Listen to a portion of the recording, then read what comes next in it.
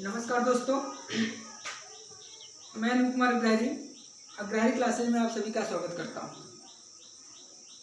जैसा कि आप सब पिछली क्लास में नेचुरल नंबर, प्राकृतिक संख्या, होल नंबर, पूर्ण संख्या, इवन नंबर, सम संख्या, ऑड नंबर, विषम संख्या, रेशनल नंबर, परिमेय संख्या, अरेशनल नंबर, अपरिमेय संख्या, प्राइम नंबर, अभाज्य संख्या के बारे में पढ़ा था।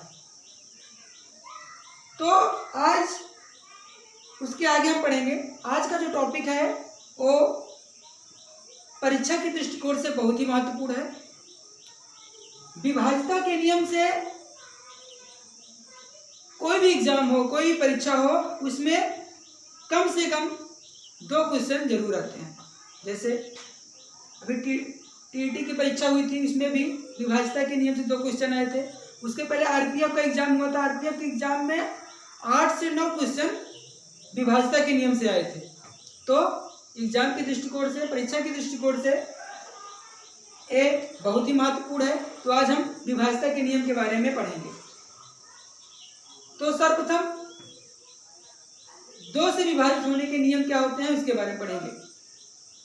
तो 2 के विभाजित होने के नियम, यदि किसी संख्या के इकाई का अंक, यदि किसी संख्या का इकाई का अंक 0, 2, 4, 6, 8 आए तो वह संख्या 2 से पूर्णतः विभाजित होगी। यदि किसी संख्या का इकाई का अंक 0, 2, 4, 6, 8 आए तो वह संख्या 2 से पूर्णतः विभाजित होगी। कहने का मतलब यदि किसी संख्या के अंत में 0 आ जाए, 2 आ जाए, 4 आ जाए, 6 आ जाए, 8 आ जाए तो वह संख्या क्या होगी? 2 से पूर्णतः विभाजित होगी। जैसे 3456, देखो अब लास्ट में क्या आ गया है? 6 आ गया है। 6 आ गया है, इसका मतलब क्या होगा?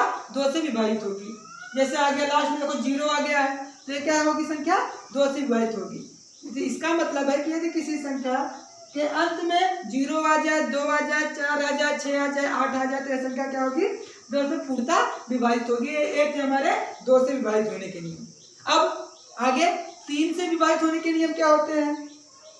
यदि किसी संख्या के अंकों का योग, यदि किसी संख्या के अंकों का योग 3 से भाज्य हो तो वह संख्या 3 से पूर्णतः विभाजित होगी। यदि किसी संख्या के अंकों का योग 3 से भाज्य हो तो वह संख्या 3 से पूर्णतः विभाजित होगी। कहने का मतलब यदि कोई संख्या लिखी गई हो, ठीक है ना, और इसको हम क्या कर ले? योग कर ले, यानी कि जोड़ लें, और जोड़ने के बाद उसे हम क्या करें? 3 से भाग देते हैं और संख्या 3 से पूरी तरीके से कट जाएगी तो संख्या क्या होगी? 3 से पूर्णतः विभाजित होगी। जैसे 345 दिया गया है ना, एक प्रकार की संख्या है, इनका हम जोड़ेंगे, इनके अंकों को जोड़ेंगे।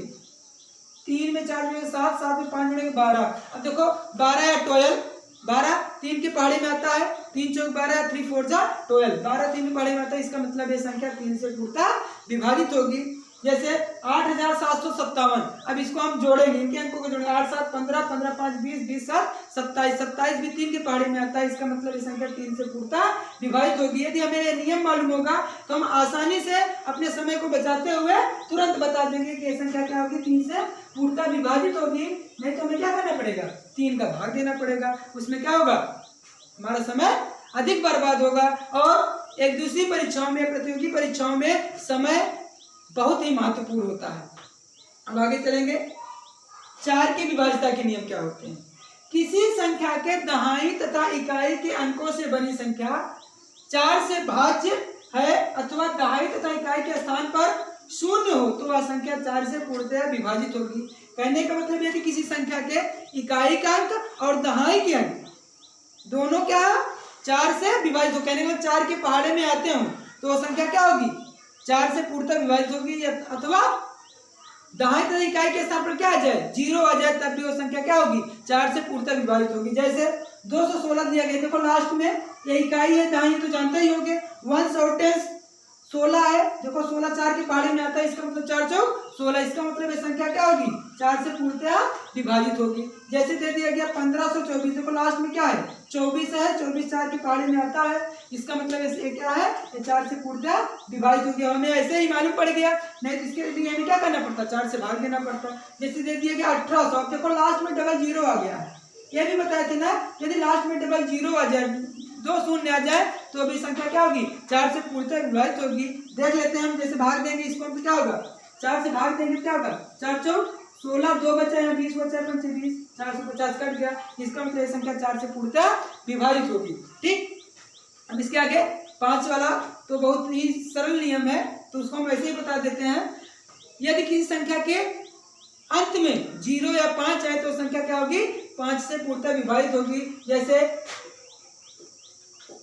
7565 आएगा, लास्ट में 5 आ गया और संख्या 5 से क्या हो जाएगी, पूर्णतः विभाजित हो जाएगी। 8 7 6 0 0 87,600 आ गया, लास्ट में 0 आ गया। इसका मतलब संख्या 5 से क्या होगी, पूर्णतः विभाजित होगी। बस आज की क्लास में इतना ही, आगे की क्लास अगले वीडियो में। बस जय हिंद जय भारत।